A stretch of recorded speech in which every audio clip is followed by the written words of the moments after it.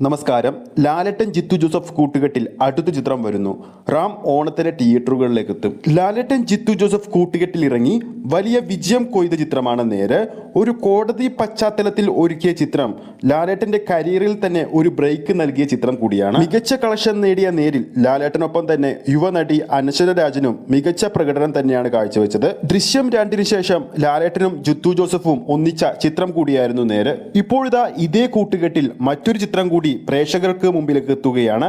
Big ബജറ്റിൽ ഒരുങ്ങുന്ന ചിത്രത്തിന്റെ ടൈറ്റിൽ റാം എന്നാണ്. സിനിമ ഓണത്തിന് തിയേറ്ററുകളിലേക്ക് എത്തും.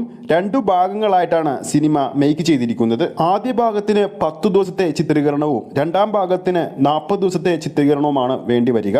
അതേസമയം തെന്നിന്ത്യൻ നടി തൃഷയാണ് ചിത്രത്തിൽ നായികയായി എത്തുന്നത്. ജൂണിൽ റാമിന്റെ തുടർ ചിത്രീകരണം ആരംഭിക്കുന്നതാണ്. 2020 ചിത്രീകരണം ആരംഭിച്ച ചിത്രമാണ് റാം.